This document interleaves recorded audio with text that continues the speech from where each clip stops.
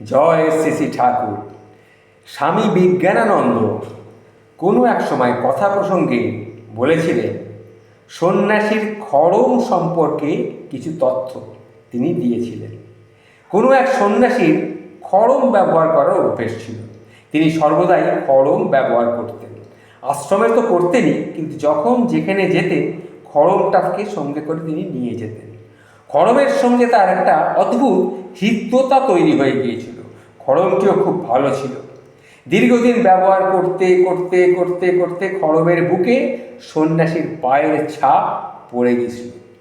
এতে খড়মের খুব গর্ব হতো। সে খড়ম ভাবত, আমি মহারাজজিকে কত সেবা দিই, সেই হিসাবে আমি হচ্ছি শ্রেষ্ঠ শিষ্য। এই গর্বিত ভাব মনে নিয়ে সে গুরু সেবা করতে করতে খড়মের মনে অহংকার জন্মাল। সে ভাবল, আমিই প্রকৃত গুরু সেবক। এমন ভাব নিয়ে খড়ম গুরু সেবা করে চলেছে। গুরুর সাথে সে তীর্থে তীর্থে ঘুরে বেড়ায়, মন্দিরে মন্দিরে ঘুরে বেড়ায়, কিন্তু একটা কথা ভেবে তার মনে বড়ই কষ্ট হয়। তাই একদিন সে সুযোগ পেয়ে সেই খড়ম গুরুজিকে জিজ্ঞাসা করলো, গুরুজিকে বিনীতভাবে এসে জিজ্ঞাসা করলো, প্রভু, একটা কথা ভেবে আমি তার উত্তর খুঁজে পাচ্ছি না। একটা কথা ভাবছি কিন্তু আর উত্তর খুঁজে পাচ্ছি না। যদি অনুমতি দেন তাহলে জিজ্ঞাসা করি। তখন গুরুদেব জানতে চাইলেন কি বলতে চাইছে। খড়ম তখন তাকে বলেছিল, প্রভু, আমি আপনার পদ সেবা করি, কিন্তু আপনি যখন মন্দিরের ভেতরে যান তখন আমাকে বাইরের এক কোণে রেখে দিয়ে চলে যান কেন প্রভু?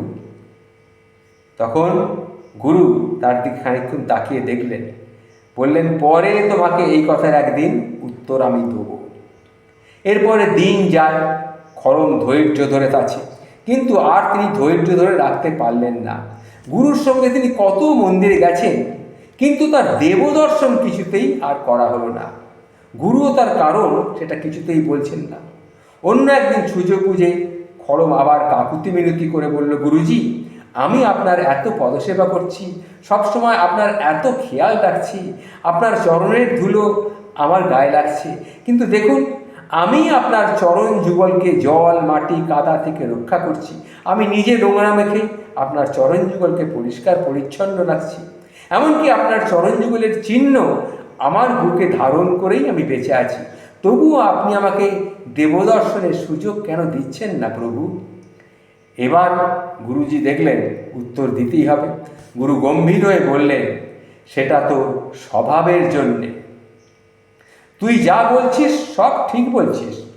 আমার পায়ের ছাপ তোর বুকে আছে, জলে কাদায় তুই আমাকে রক্ষা করিস, সব কিছু ঠিক, কিন্তু তোর স্বভাব খুব খারাপ। সুযোগ পেলে পেছনে কাদা ছেটানো তোর স্বভাব। যারা পেছনে কাদা ছেটায় তারা কখনো দেবদর্শনের যোগ্য নয়। এই কথা শুনে খড়মের খুব মনটা খারাপ হয়ে গেল। সে ভারাক্রান্ত মনে বলল, আচ্ছা গুরুদেব, আপনি যখন এই জগতে আর থাকবেন না, তখন ভক্তরা তো আমাকেই দেবতার পাশে কিংবা সামনে, আপনার মূর্তির সামনে বা আপনার ছবির সামনে আমাকে রেখে পুজো করবে, তাই তো প্রভু? তখন একথা শুনে গুরু বললেন, এই তো, এবার তুই ঠিক বলেছিস। তখন ভক্তরা তোকেই গুরু মেনে পুজো করবে। তখন খড়ম জিজ্ঞাসা করল, যার দেবদর্শনে এর অধিকার নেই, সে কেমন করে দেবতা হয় প্রভু? সঙ্গে সঙ্গে গুরু বললেন, তখন যে তুই আর কাদা ছেটাবি না, সেই তো আসল কথা। তখন তোর আর কাদা ছেটাবার কোনো ক্ষমতাই থাকবে না।